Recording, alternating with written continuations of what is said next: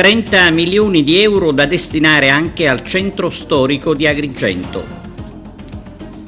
La Corte dei Conti dice no agli aumenti di stipendio. Famiglie a secco, ma l'acqua si perde per strada. Pippo Romano è il nuovo allenatore dell'Acragas.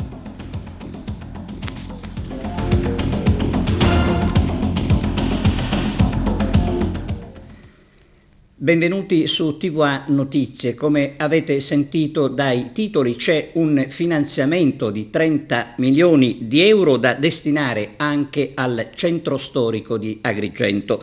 La conferenza stampa al Comune seguita da Arturo Cantella. Presentati stamane al Comune di Agrigento i progetti di riqualificazione edilizia residenziale e rigenerazione urbana del rione antico del villaggio Mosè, denominato IRESTU, intervento rigenerativo ecosostenibile, sociale, territoriale, urbano e riqualificazione edilizia residenziale e rigenerazione urbana del rione Santa Croce Rabbatello in centro storico, ammessi al finanziamento per un importo totale di 29.996.000 euro dal Ministero delle Infrastrutture e della Mobilità Sostenibili. Presenti il sindaco Franco Miccichè, il vice sindaco Trupia, l'assessore alla programmazione Gerlando Principato. Allora, questi 30 milioni fanno parte del piano nazionale della qualità dell'abitare. A novembre esce il bando, quindi ripercorrendo io la mia campagna elettorale e gli obiettivi che mi ero prefissato, cioè quello di riqualificare gran parte dei quartieri della mia città, ci siamo subito catapultati nei lavori per fare proprio questi due progetti. Abbiamo scelto naturalmente il centro storico, che è sempre il cuore della nostra città, il cuore del nostro turismo. È un'attrattiva turistica fondamentale anche peraltro per una riqualificazione proprio dell'ambiente. L'altro, sempre ricordando il mio programma elettorale, mi sono rivolto a una delle periferie più importanti di Agrigento, il villaggio Mosè, che è un centro commerciale, un centro residenziale, un centro turistico perché ci sono tanti alberghi e a livello di urbanizzazione è molto scadente. Quindi abbiamo rivolto le nostre forze e al centro storico e anche in una delle periferie importanti. Si parla di riqualificare l'intero centro abitato e poi magari nei particolari potrà scendere il mio assessore. Quindi la difficoltà che abbiamo avuto sono state due fondamentalmente. Il primo è il rispetto dei tempi. Ricordiamo che noi ci siamo insediati ovviamente ad ottobre, ci siamo trovati subito la pubblicazione in Gazzetta di questo bando, quindi che prevedeva una prima iscrizione da parte dell'ente e una proposta in tempi brevi con una consegna di 2 progetti entro marzo. Quindi abbiamo dovuto studiare nel dettaglio tutta quella che era la fase di progettualità prevista, che ovviamente ha una sola tematica, quella di non creare nuove strutture, di riqualificare l'area. Il piano infatti si chiama Piano Nazionale Qualità dell'Abitare, migliorando quello che è il contesto dell'abitare in 2 centri storici, nel centro storico e nel villaggio Mosè, dove fondamentalmente che cosa facciamo? Cerchiamo di risanare quello che ovviamente è stato abbandonato, riqualifichiamo le vie, riqualifichiamo gli accessi, diamo anche un contesto più tecnologico dal punto di vista di una ricerca di fotovoltaico, recupero dell'acqua in alcune condizioni e soprattutto creiamo delle nuove zone verdi, delle aree di parcheggio. Quella è l'idea fondamentale per aver avuto un punteggio che ci ha permesso di essere vincitori, ricordo, non solo di un progetto ma di 2 progetti. Sono 2 progetti differenti e stanno camminando ovviamente pari passo in un'unica direzione programmatica da parte del sindaco. In quest'ottica si recuperano molte aree e si danno anche delle aree verdi e soprattutto si recupera anche quello che è un aspetto sociale che in molti quartieri spesso viene dimenticato, cioè si mette in risalto quello che è la struttura edilizia ma non si lascia poi agli abitanti dello stesso quartiere la possibilità di poter vivere nel sociale il loro centro. La riqualificazione dell'abitato comprende il recupero di alcune zone dove è possibile, ma anche la distruzione e l'eliminazione per creare nuove aree verdi, quindi nel caso in cui ci siano degli elementi che ovviamente oggi non possono essere recuperati o il loro recupero costituisce un gran costo. Oppure la possibilità, per esempio mi rivolgo adesso al villaggio Mosè, di recuperare delle zone Mi viene in mente la zona del campo sportivo, dove alla fine abbiamo una struttura sportiva che, lasciata lì a se stessa, non ha una continuità in quello che era il percorso iniziale, per cui era stato congegnato, e a quello si associa ovviamente un'unità di abitazioni con centri popolari che devono ovviamente essere ricostituiti e ricompattati nella loro unità urbanistica. Per i dirigenti regionali non ci saranno aumenti di stipendio dopo il no della Corte dei Conti, la protesta dei sindacati. Adriana Licausi. La Corte dei Conti boccia il rinnovo del contratto dei dirigenti della Regione, che alla fine dell'anno scorso aveva assegnato a 1.630 persone un aumento medio che arriva fino a 209,92 euro mensili, con picchi di 221 per i dirigenti di prima fascia. Secondo i giudici contabili, infatti, non ci sono le condizioni di compatibilità finanziaria ed economica con gli attuali strumenti di programmazione e di bilancio della Regione siciliana. In altre parole, i soldi non bastano, e dire che di soldi ne servirebbero tanti, visto che l'accordo prevedeva un esborso aggiuntivo di 8,800 milioni di euro da sommare a circa 16 milioni arretrati.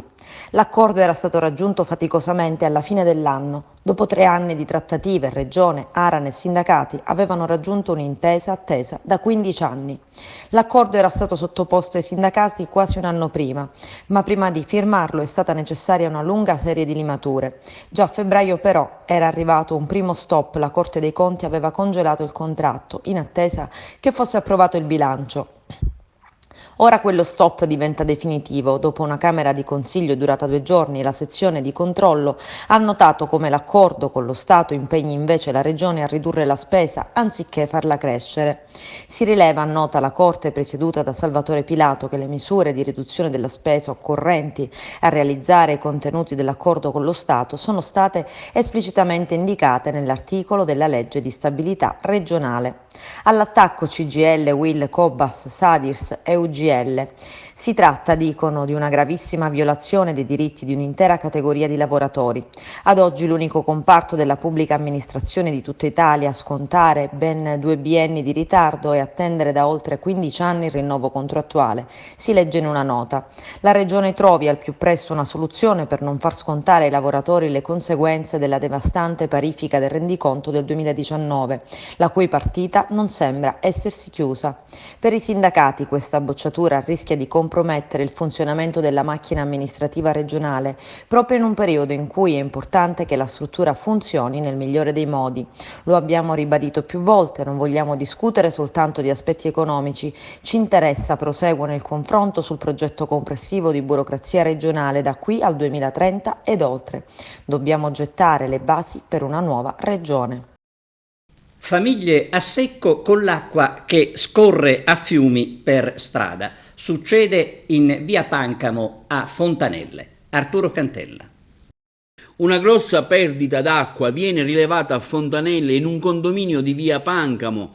Queste le immagini in video che sono arrivate alla nostra redazione da un cittadino qualunque che si trovava a fare una passeggiata in luogo. Secondo un condomine del palazzo è stata fatta anche la segnalazione alla Girgenti Acque da più di 20 giorni, ma nessun intervento è stato finora fatto, in un momento in cui la crisi idrica incombe sia da un punto di vista di approvvigionamento sia per le note vicende che stanno interessando la stessa società. I condomini affermano altresì che nelle loro vasche l'acqua non arriva e che sono costretti a comprare l'acqua dalle autobotti disponibili. Giriamo la segnalazione alle autorità competenti, al primo cittadino di Agrigento in particolare, nella qualità di componente della nuova consortile AICA, che possa interessare chi di competenza ed evitare questo inutile scempio di centinaia di litri di acqua che si perdono quotidianamente, ricordiamo, in via Pancamo in un condominio a Fontanelle ad Agrigento. Europarlamentari della Lega in visita all'hotspot di Lampedusa, dove ci sono 967 ospiti. Il centro ne potrebbe contenere invece 250. Vediamo. Oggi siamo qui anche con Annalisa Cardino, che è coordinatrice in Commissione Libe, della Commissione Europea che si occupa dell'immigrazione, siciliana, come Francesca Donato, che poi darò la parola. E Annalisa, Com'è stata questa esperienza di visita al CIE? Diciamo che ho potuto curare con i miei occhi quello che comunque ho cercato di rappresentare in questi 2 anni in Commissione Libe, dove le sinistre sembrano veramente sorde e quasi coperte dietro un velo di ipocrisia. Si parla tanto di immigrazione regolare, che non esiste, si parla tanto di integrazione, ma oggi abbiamo visto che l'integrazione non c'è, perché abbiamo visto esseri umani buttati in materassi per terra, abbiamo visto delle condizioni igienico-sanitarie, strutturali pessime, nonostante gli sforzi, devo dire, delle nostre forze dell'ordine, nonostante gli sforzi degli operatori. Abbiamo visto una struttura veramente, come ha detto Susanna, al collasso. Quello che in questi 2 anni abbiamo gridato in Commissione Libe è questo. Noi vogliamo la chiusura di questi centri, che sono quasi dei centri di detenzione, e noi vogliamo che vengano fatti i dovuti controlli al Nord Africa, dove effettivamente chi scappa da guerre può essere ben identificato e può essere condotto in maniera legale nei nostri territori e possiamo effettivamente accoglierli e integrarli. L'immigrazione clandestina invece dà in pasto ai trafficanti di esseri umani a questa povera gente. Dobbiamo dire no, non solo per i problemi che abbiamo sui territori, perché Lampedusa deve essere un'isola magnifica, deve essere conosciuta per i suoi pregi e per le sue bellezze naturali, ma diciamo no anche per tutto ciò che abbiamo visto oggi in questo hotspot. E allora al rientro continuerò con grande forza e con grande veemenza a portare il messaggio di Matteo Salvini dentro il Parlamento europeo e a portare avanti quelle che sono le nostre idee per un controllo serio dell'immigrazione clandestina. Grazie Annalisa, quello che mi ha colpito, Francesca, abbiamo parlato anche col medico all'interno della struttura, sono le torture che vengono praticate a questi migranti dagli scafisti senza scrupoli o da chi comunque vuole spingere obbligatoriamente, forzatamente i migranti ad arrivare nel nostro paese. Sì, veramente la visita a questa struttura, che per me è la 3ª volta, ogni volta rende veramente l'idea della complessità di questo fenomeno e soprattutto dell'enormità del lavoro che c'è dietro alla gestione della prima accoglienza, lavoro che impegna decine, centinaia di persone, di italiani, dalle forze dell'ordine a medici, a operatori sanitari, assistenti sociali, psichiatri, cuochi, eccetera, che devono prendersi cura di queste persone che arrivano dalla A alla Z, facendo fronte a 1000 problematiche diverse, molto difficili, molto complesse, con un impegno non solo personale ma anche economico enorme, abnorme, interamente a carico del nostro Paese. Non dimentichiamo che, come ha stabilito la Corte dei Conti già anni fa, il contributo europeo a tutti questi costi è poco più del 5%. L'Unione Europea, che si fa forte di parole come assistenza umanitaria eccetera eccetera, in realtà a stento si offre di accogliere come ricollocamento, quindi quando tutto questo primo lavoro è già stato svolto, per poche decine di persone, mentre abbandona totalmente l'Italia, la Sicilia in questo compito enorme di controllo della frontiera europea e soprattutto di assistenza a queste persone che in ogni caso sono vittime. Tramonto con vista sui templi, iniziativa del FAI Giardino della Colimpetra. Vediamo.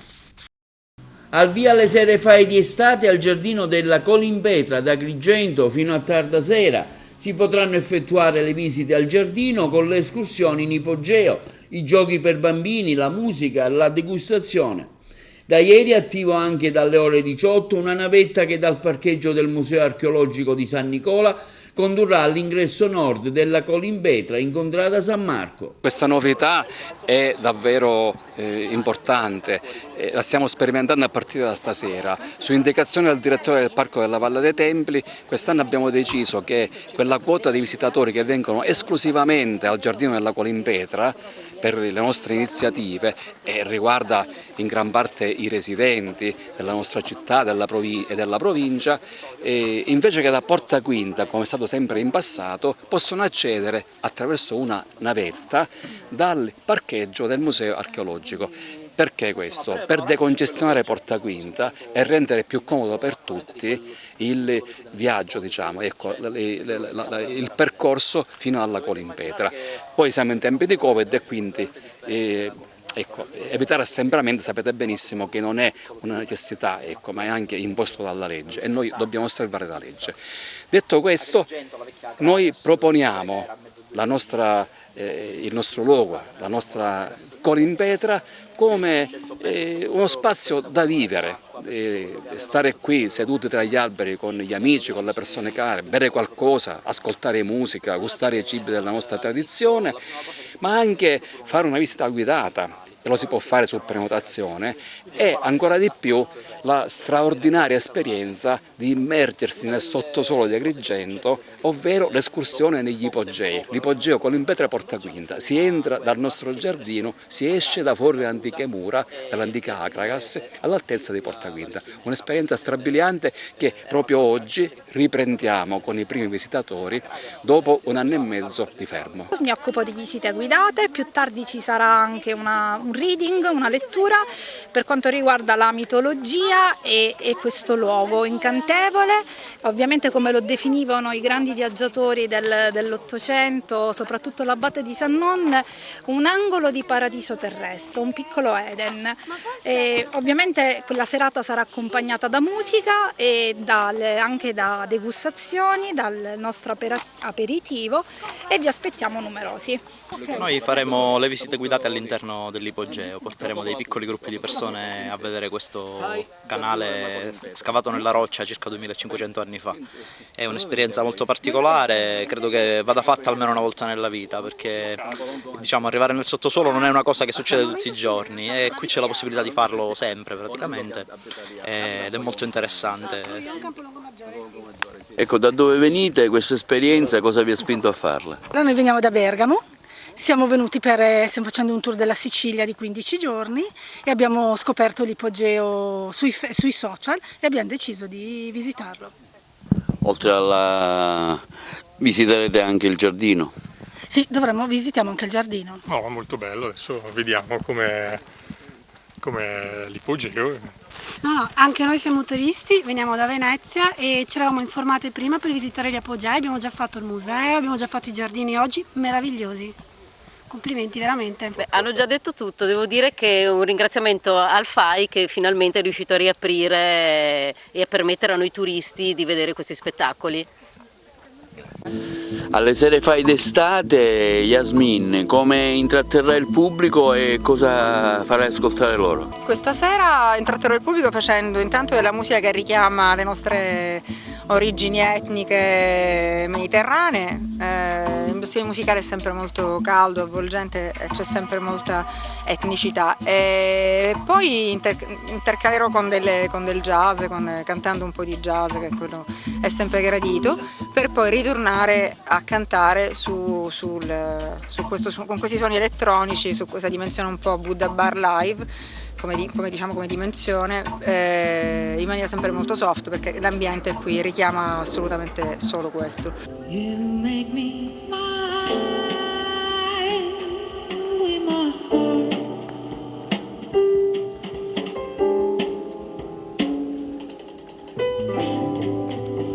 You're the cloud above. I'm photographed.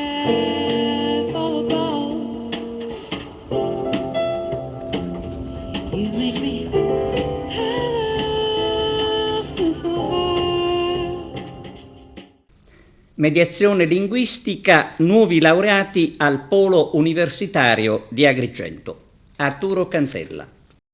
Si è concluso con le discussioni delle tesi il primo ciclo di studio degli studenti Agoramundi nel corso di laurea triennale in mediazione linguistica e culturale presso il Consorzio di Agrigento. Il percorso ha previsto insegnamenti di alto livello culturale con docenti provenienti da diverse università italiane. I partecipanti hanno avuto anche la possibilità di concludere tirocini formativi presso strutture esterne come il Tribunale di Agrigento o l'Archivio di Stato, strutture turistiche ricettive, il Comune di Comitini, Per i neolaureati si prospetta un roseo futuro di inserimento nel mondo del lavoro. Allora, la cosa importante, a parte le lauree, oggi è l'annuncio dato dal vicepresidente della Regione Gaetano Armao che la Regione sta per istituire l'albo professionale per i mediatori culturali. Questo significa che praticamente dare dignità a questa professione. Significa che praticamente questi ragazzi che vengono fuori dal nostro corso di studi avranno delle notevoli possibilità in più di avere un'occupazione. Perché l'albo professionale, l'albo della professione è uno strumento importante. Vorranno la crescita del titolo di mediatore culturale è già cresciuto del 170%. Se questi mediatori possono venire fuori solo dalle università, capite benissimo che la laurea acquisterà un peso notevolissimo. Si continuerà nella programmazione? Certo, io spero che questa scuola abbia un radioso futuro, anche perché per la posizione di terra di confine della provincia di Agrigento di queste figure professionali noi qui ne abbiamo particolarmente bisogno. È un altro tassello che si aggiunge al mosaico dell'impegno istituzionale del Consorzio Universitario di Agrigento. In questo periodo abbiamo ottenuto degli importanti riconoscimenti, abbiamo avuto delle soddisfazioni per l'attività svolta e oggi possiamo dire che festeggiamo il completamento di un ciclo di studi, quello di mediatore linguistico, che oltre a rappresentare un'importante componente nel trasferimento delle conoscenze, nel trasferimento del sapere, nella formazione delle nuove generazioni, ritengo che rappresenti un elemento importante anche per le opportunità di lavoro che fornisce ai giovani di questa provincia e non solo di questa provincia. Noi viviamo in un contesto particolarmente delicato sul fronte della immigrazione, per quello che succede a Lampedusa, per i risvolti conseguenziali a Porto Empedocle, per cui credo che questo titolo, che fra l'altro a breve sarà riconosciuto anche con l'inserimento in un albo professionale, possa essere particolarmente importante ai fini dell'attività lavorativa. Siamo fermamente convinti che si dovrà continuare su questa strada, confermeremo il rapporto con questa scuola che porta alla formazione dei mediatori linguistici e culturali, continueremo con questo processo di crescita, tant'è che si aggiungeranno altri 2 importanti corsi di laurea a quelli già esistenti, quello di scienze della formazione primaria e scienze motorie, per cui continueremo a lavorare, come si suol dire, di buon grado, con buona lena, nella speranza che anche le altre istituzioni possano sorreggerci in un'attività che, diciamocelo francamente, non è facile da condurre, ma noi siamo volenterosi, siamo fortemente impegnati e confidiamo sia nella bontà degli uomini che nella provvidenza divina. Speriamo bene. Sì, oggi si completa un percorso che ha visto protagonisti tantissimi allievi, frequentanti il corso di mediazione linguistica e culturale voluto fortemente dalla Scuola per Mediatori Linguistici Agoramundi, e oggi si completa un primo ciclo di studi, una scuola che sta crescendo, che si sta affermando sia sul piano regionale, ma in un ambito anche più vasto che è quello nazionale. La scuola è diventata punto di riferimento, i ragazzi hanno fatto i propri studi al massimo livello con un corpus di docenti che sapientemente è riuscito a mettere su il professore Marcello Saia. Chiusa a causa della pandemia, dopo 2 anni riapre al culto la villetta Padre Pio di Castrofilippo. Ieri pomeriggio, con la messa celebrata da Don Luca Restivo, i devoti di Padre Pio sono tornati all'interno della villetta, dove proseguiranno le celebrazioni guidate dall'arciprete Gianluca Arcuri. Grande soddisfazione tra i presenti per la riapertura del luogo di preghiera. Estate a Siculiana Marina, inaugurato il mercato di Calat. Il servizio di Arturo Cantella con le interviste al sindaco Peppe Zampito e agli espositori. Nell'estate del cartellone di eventi di Estate Mediterranea è stato inaugurato ieri in piazza Don Giustino a Siculiana Marina il mercato di Calat, in vetrine prodotti dell'artigianato, dell'enogastronomia locale. Ad allietare la serata anche il concerto della Lucio Battisti Cover Band. Il mercato Calat di Siculiana rimarrà aperto per un mese. Abbiamo inaugurato questa sera il mercato di Calat, un appuntamento che rientra tra le iniziative dell'estate mediterranea che stiamo promuovendo come amministrazione comunale. Naturalmente è un'estate che deve essere in sicurezza con tutte le precauzioni, però abbiamo voluto in qualche modo iniziare a promuovere quello che è il borgo marinario di Siculiana Marina con un'iniziativa che consente per tante sedi fino al 30 di agosto di poter condividere e acquistare o gustare le eccellenze del territorio, e quindi il mercato di Calat è all'interno di un contesto di questo borgo marinaro che stiamo rivalutando attraverso interventi di qualificazione. Per cui vi aspettiamo a Siculiana Marina dalle 20 alle 24 per tutte le estate. In questo stand trovate la produzione della nostra famiglia storica che siamo partiti con le salde salate e le acciughe salate e con l'evoluzione dei tempi ci siamo adeguati a quelle che sono le richieste del consumatore. Quindi la bottarga di tonno, la colatura di alici, le acciughe sott'olio, sottosale e chi ne ha più ne metta. Nella nostra casetta troverete formaggi derivati dal latte di pecora, prodotti di qualità, come pascolo siamo all'interno della riserva naturale Torre Sazza, la nostra azienda agricola Todaro di Montallegro, ci trovate anche sul sito web, latte di pecora, prodotti agricoli concimati con il concime di pecora stallato, solamente prodotti naturali, pomodoro siccagno, coltivazione di grani antichi sempre all'interno della riserva, e che devo dire, venite a trovarci, ci sono degustazioni per tutti, speriamo di lasciarvi contenti. Ci sono le coffe, cerchetti, spille, accessori per capelli, fasce, borse in juta, fatte a mano. Sono realizzate a mano, vengono utilizzate come passepartout la pianta di fichi d'India, viene sfaldata, viene creata questi fogli e poi viene pulita e incollata nella tavola. E sono realizzati a mano interamente. Poi per quanto riguarda la composizione dei quadri viene utilizzato tutto materiale che in natura è morto e io gli rido una nuova vita. Sono sassolini, legnetti, sabbia, conchiglie, tutto ciò che in natura non ha più una vita, io gli rido una nuova vita, aggiungendo dei colori acrilici come fondo. Cubaita tradizionale siciliana, torrone calzi lo potete trovare qua al mercato del Calazze a Siculiana Marina. In questo stand troverete delle coffe fatte a mano solo per esposizione, sono coffe siciliane, teme siciliane anche personalizzate. Ho portato un po' tutte le ultime novità, quelle che stiamo cercando di portare poi nelle scuole per questo prossimo anno. Il primo libro che abbiamo già preparato e già è pronto per questo settembre è il libro sulla poesia, si chiama Vedi Cara, ci sono 64 poesie ritenute tra le più belle della seconda metà del Novecento. C'è per esempio qualche poesia di Francesco Guccini, qualche poesia di Bob Dylan, qualche poesia di Fabrizio De André e così via. Scusa, se sono venuto qui questa sera, da solo non riuscivo a dormire perché di notte ho ancora bisogno di te. Fammi entrare per favore, solo credevo di volare, non volo.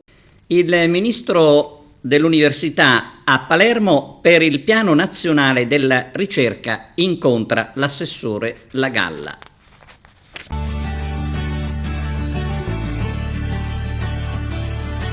Quello che è molto importante è che i ricercatori, i docenti, l'industria, il mondo delle imprese in senso generale abbiano una progettualità e che si rendano in qualche modo responsabili non solo dell'esecuzione del progetto, ma poi di trovare delle vie perché questi progetti abbiano una sostenibilità a lungo termine, che continuino oltre il Recovery Fund. Noi con il Recovery cerchiamo di colmare i gap che conosciamo bene. però poi perché non si torni indietro bisogna incominciare a pensare da adesso, quindi è una visione che deve avere un lungo termine, oltre i 5 anni, arrivare almeno ai 10 anni. Ma l'auspicio è quello che con queste nuove opportunità del PNR, Piano Nazionale della Ricerca, e poi del PNRR, noi troviamo in ogni territorio una vocazione importante, quindi un'occasione di sviluppo, sia attraverso la leadership dei ricercatori che sono qui. Noi siamo nell'area di ricerca del CNR, qui abbiamo 6 istituti presenti, un'area molto importante quella di Palermo, quindi sia per loro e per il loro futuro, sia anche per la struttura, per far crescere dei centri che siano in chiave tecnologica, innovativa. Parliamo al CNR, ne parliamo con 2 autorevoli interlocutori, la Ministra dell'Università e la Presidente del CNR, affinché le risorse possano essere canalizzate nella nostra regione su programmi confacenti alle premesse dei nostri centri di ricerca e delle nostre università e agli sviluppi che attendiamo in coerenza con le vocazioni territoriali della nostra Sicilia. Sul bilancio della Regione Sicilia ascoltiamo il vicepresidente e assessore Gaetano Armao. Professor Armao, lei è vicepresidente della Regione, delega al bilancio. Il bilancio è ancora bloccato per il rilievo della Corte dei Conti? No, non è assolutamente bloccato. Il bilancio ha passato il vaglio di costituzionalità del Governo, è stato impugnato su 110 articoli, soltanto 10 peraltro marginali. La Corte dei Conti ha parificato il rendiconto. Avremo un disavanzo di poco più che di quello previsto, quindi assolutamente nell'ambito degli orientamenti. Quello che desta preoccupazione, e ne ho parlato col Ministro dell'Economia Franco, è la situazione alla quale è stata lasciata la Regione dalla precedente legislatura con accordi che non consentono, e lo dice la stessa Corte dei Conti, di coprire le spese, per quanto ridotte di oltre 1,5 miliardi, con entrate che invece sono crollate di diversi miliardi, proprio perché è concepita male quella forma di compartecipazione. Ho, ripeto, incontrato il Ministro dell'Economia su concorde determinazione del Presidente Musumeci e il Sottosegretario Sartora e il Vice Ministro Castelli, oltre che il Capo della Ragioneria Generale dello Stato, proprio per rivedere quella situazione. C'è grande disponibilità, io sono assolutamente positivo, approveremo un emendamento al bilancio che è di natura puramente tecnica, che ci serve a definire l'accordo entro il 30 settembre, fare l'assestamento e riprendere il cammino. Sulle risorse del PNRR? Sul PNRR ho incontrato proprio ieri pomeriggio il Ministro Carfagna, c'è una grande disponibilità e collaborazione tra la Regione Siciliana e il Governo nazionale. La circostanza che sia stato approvato in sede di conversione del decreto legge 77 del 2021 una norma che prevede che tutti i bandi del PNRR dovranno prevedere una quota del 40% destinata al Mezzogiorno è un segnale molto importante di considerazione verso il Sud, perché il PNRR deve essere l'occasione per superare il divario più vergognoso di questo Paese, che è quello tra Nord e Sud. E adesso pausa per la pubblicità, a tra poco. Che Matteo Salvini si vaccini è sicuramente una notizia, visto che il leader della Lega si è schierato contro il Green Pass, una conferma di quanto sia importante vaccinarsi, come dimostrano anche le corse a vaccinarsi appunto dopo l'obbligo del Green Pass. Adesso si attende se anche Giorgia Meloni seguirà l'esempio di Salvini, meglio tardi che mai, insomma. Il garante della privacy non ci sta, eppure bisogna trovare il modo per tutelare soprattutto gli utenti degli uffici regionali. Il personale non vaccinato va spostato ad altre mansioni. Musumeci firma l'ordinanza e il garante, come abbiamo sentito, si oppone.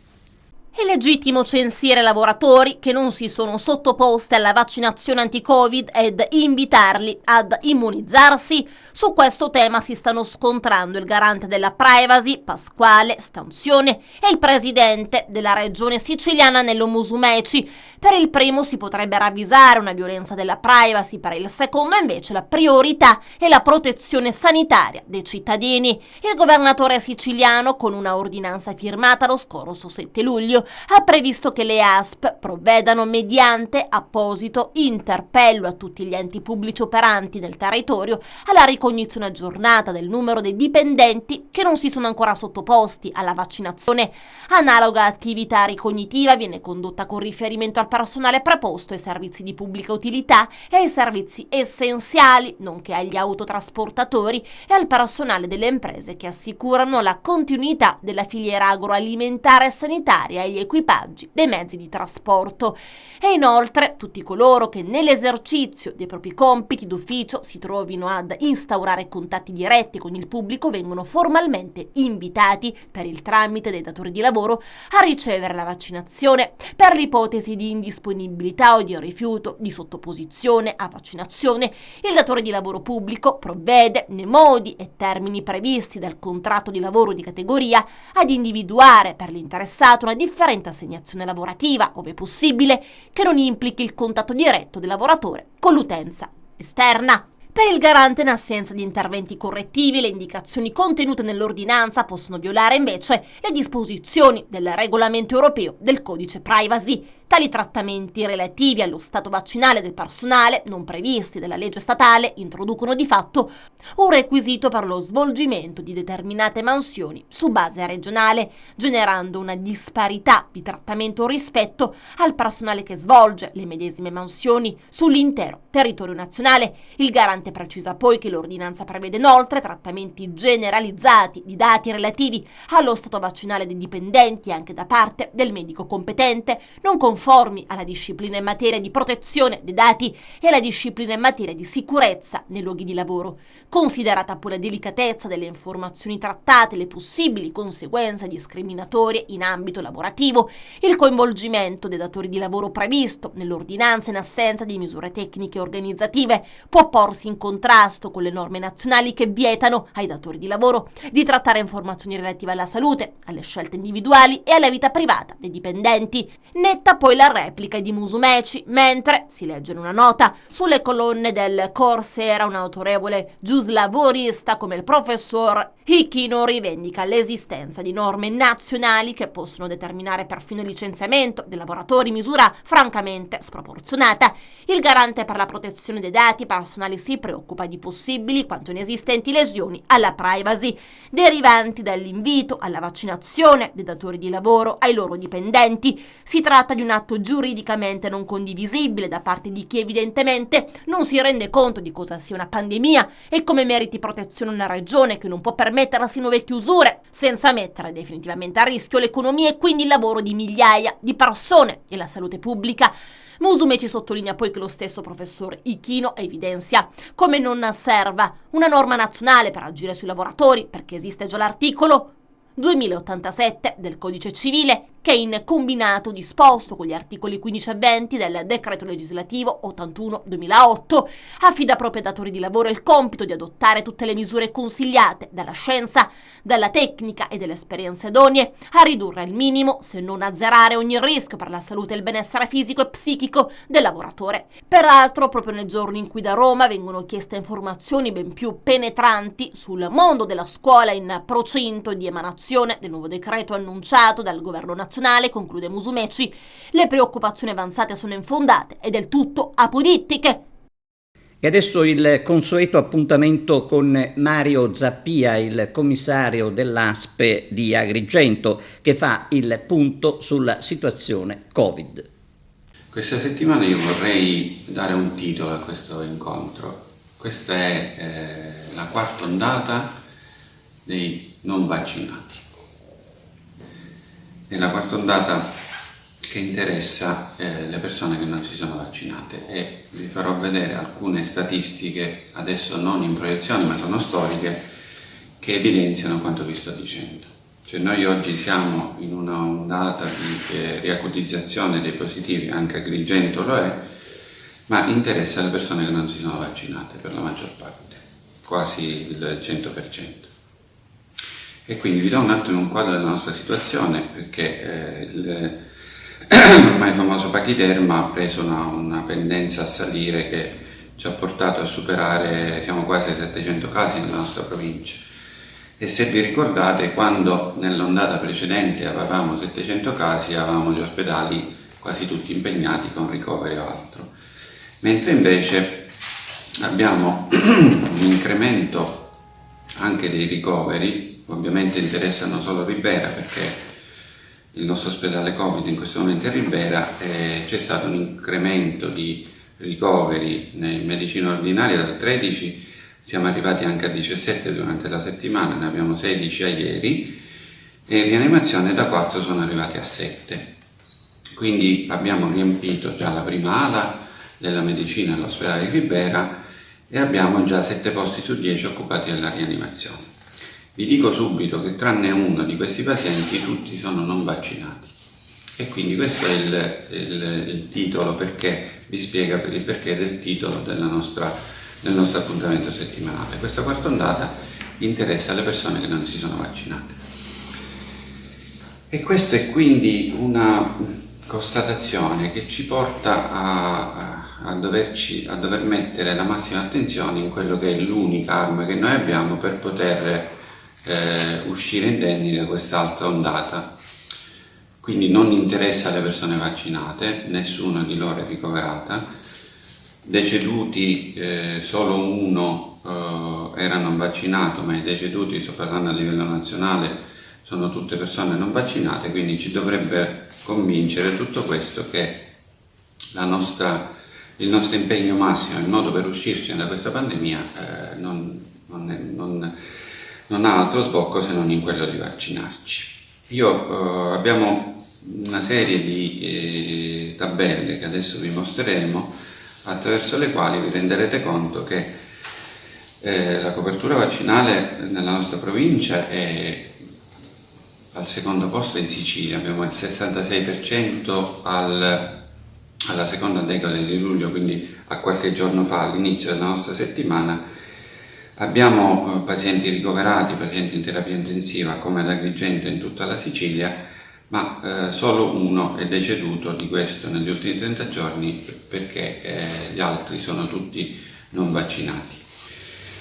Abbiamo finalmente, ve lo dico dal punto di vista sanitario, abbiamo finalmente una norma che dal 6 agosto ci costringe ad avere il Green Pass per poter accedere a tutte le nostre attività, diciamo, non sanitarie, quindi ai ristoranti, ai cinema, ai luoghi di incontro, ai matrimoni. Io penso che questa sarà la svolta perché in gran parte della nostra regione, ma anche in Italia, a seguito della decisione del nostro Consiglio dei Ministri di obbligare le persone ad avere il Green Pass per poter accedere all'interno di strutture al chiuso, abbiamo avuto un'impennata di prime vaccinazioni che, come sapete, era stato il nostro bonus per parecchie nostre attività. E allora io concludo con quella che è la situazione nostra della provincia di Agrigento, che dimostra ancora di più che questa ostinazione a non vaccinarsi provoca all'interno della nostra comunità una situazione di disagio completo, perché noi abbiamo Favara, Caltabellotta, Cammarata, Porto Empedocle e San Giovanni Gemini, sono 5 comuni che alcuni sono già stati dichiarati, altri hanno i numeri per essere dichiarati zona rossa. Questo significa che a causa dell'ostinazione a non vaccinarsi di alcuni, poi ovviamente pagano pegno tutte le popolazioni che non possono più fare matrimoni, non possono più uscire, hanno delle restrizioni. Torna il gran caldo, domani netto rialzo delle temperature per tutta la settimana, secondo le previsioni si toccheranno i 40 gradi. La provincia di Agrigento non sarà risparmiata dalla nuova ondata di caldo e di afa. La poetessa agrigentina Gloria Riggio, reduce dal premio Carchinos, ai microfoni di Arturo Cantella. Gloria Riggio qui al CUA ha vinto recentemente il premio Carchinos 2021, si aprono le porte per un nuovo futuro. Dottore Cantone, cica quale? Diciamo che il palco di Carchinos è un palco molto prestigioso e lo dico con grande umiltà, però dietro questa frase c'è un grande e serio lavoro di un'equipe fantastica che dell'onestà intellettuale fa il proprio baluardo. Gloria Riggio è stata uno dei premi di quest'anno, avendo un parterre d'eccezione, proprio questa mattina viene invitata in una manifestazione che si svolgerà nel prossimo settembre, una manifestazione internazionale, a rappresentare il problema dell'immigrazione. Gloria a Carchinos ha rappresentato una sua composizione che evidenziava proprio le stragi che avvengono tutti i giorni nel Mediterraneo, e quindi, essendo una persona straordinaria, essendo una persona bravissima, quindi oltre che poetessa è una grande interprete, è chiaro che è stata notata e quindi presa, tra virgolette, in altri palchi. Gloria, allora come valuti questa esperienza, il premio Carchinos, e come si mette a frutto anche nella quotidianità? Oggi un momento importante anche per il tuo futuro? Beh, è stata un'emozione straordinaria, io non smetterò mai di ringraziare Carmelo per avermi coinvolta in questa esperienza. È stato un palco con delle personalità davvero d'eccezione e io sono davvero grata di poterne fare parte. Maddalusa è una poesia che mette in risalto delle tematiche che appartengono a tutti quanti noi, e quindi sono davvero molto felice, molto emozionata di poter ancora di più divulgare questi messaggi, queste parole che poi fondamentalmente sono sempre e soltanto, come sempre nell'umanità, parole d'amore, e quindi sono davvero molto emozionata e sono grata, davvero. Ti rivedremo qui in altre situazioni? Sì, ci sono tanti progetti molto belli, molto fertili, che stanno avvenendo proprio in questi mesi, e quindi sicuramente ci rincontreremo presto. Denunciato per offese al Presidente della Repubblica e istigazione a delinquere. Si tratta di un uomo di Avola, in provincia di Siracusa. I fatti risalgono al 19 luglio scorso, in occasione della visita del presidente Sergio Mattarella a Siracusa. L'uomo aveva pubblicato su Facebook dei commenti offensivi nei confronti di Mattarella, invitando i lettori a scagliare delle pietre contro il capo dello Stato.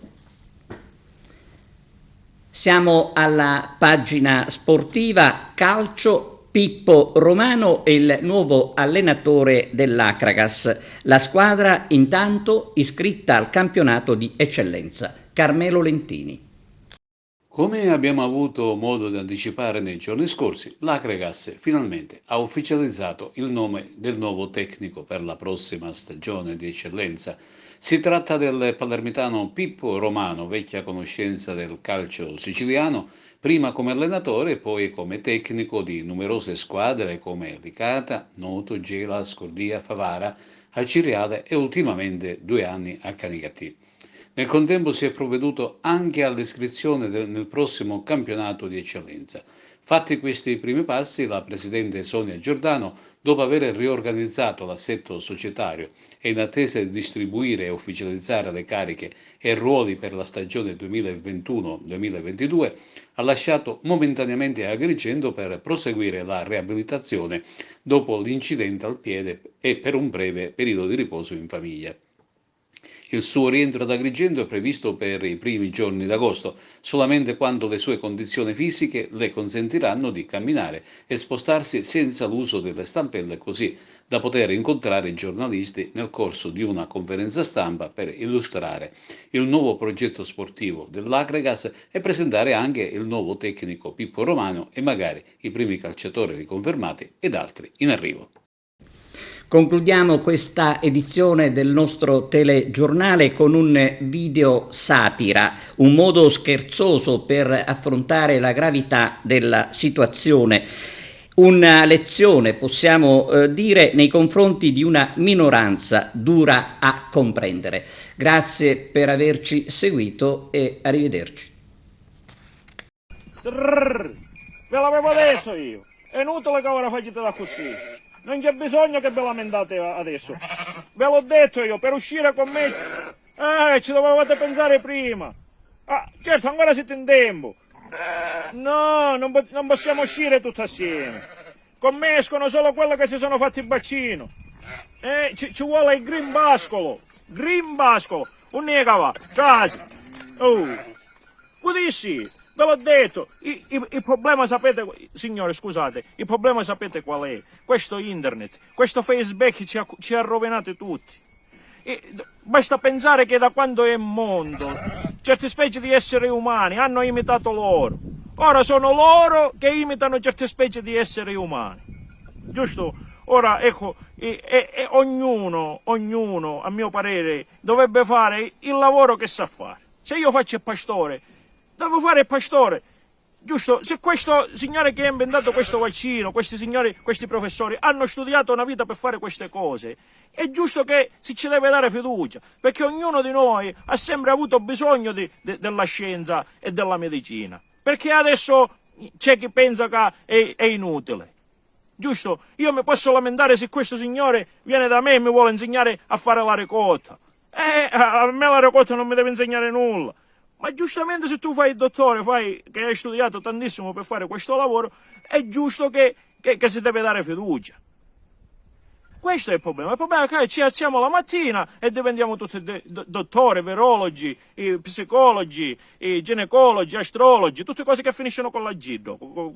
Comunque, per non di meno, ritorniamo a noi. Io adesso non mi sento di giudicare le persone e di aggredirle in modo particolare. Tipo, non me la sento di prendere per ignoranti a quelli che non si fanno il vaccino e neanche per deficienti. Oddio, perché tra ignoranza e deficienza la differenza c'è. C'è la differenza, signori miei, perché l'ignoranza si può curare con la cultura, ma la deficienza no. La deficienza è diversa, non ce n'è cura. Io vi faccio un paragone. Stamattina mi sono trovato a parlare con un amico mio, e purtroppo non lo posso negare, è un amico mio. Parlando con lui mi diceva, io vaccino non me ne faccio. Ma perché non te ne fai vaccino? Perché non funziona, dice non serve a niente. Ma come non serve a niente? Ci ha detto, ma scusami, tu che lavoro fai? Giustamente lui fa il fioraio, giusto? Non ci voglio fare scarpe e nome perché non mi sembra giusto. Però scusami, se tu fai il fioraio, tu puoi essere bravo a fare cruni, spere, di morti, queste cose, mazzetti di lilium, mazzetti di gelsomini, di tulipani, ma di vaccino tu, scusami, che cosa te ne intendi? Che si vede che è importantissimo farsi il vaccino.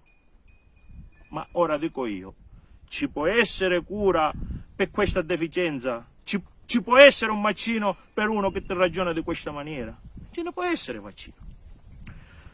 Oppure con un altro tizio che l'ho incontrato davanti al tabacchino. Parlando si parlava che si dice, che non si dice. E si parlava di vaccino, dici io vaccino non me ne faccio. E la domanda parte spontanea, dice ma perché non te ne fai tu vaccino? E dice perché il vaccino fa male alla salute. Fa male alla salute. Ma grandotto figlio di crapa giurgindana, con tutto il rispetto per le crapi e per le giurgindane vedemmo. Ma se ti fumi 3 pacchetti di sigarette al giorno, fumi in capo alla macchina con la moglie incinta e con i bambini dietro, se bevi che sa whisky che acqua, se ti sei fumato pure le cannezzole e ti sei tirato lo strepitosilli, e ora mi viene a dire che il vaccino fa male alla salute. Hai le persone accanto a te che ti bruciano la spazzatura e tu non parli. N'hai malanni più dei capelli che hai in testa e mi dici che il vaccino fa male. Ma guarda, per favore lasciamo perdere. Poi altre persone che mi parlano di libertà. Io sono libero di scegliere di non fare il vaccino. Bene, ci siamo, tu sei libero, ma vedi che ci sono libertà e libertà. Anche a me piacesse essere libero di prendere la macchina senza patente, senza assicurazione e andare correndo, ma non si può fare, perché mettiamo a repentaglio la salute degli altri.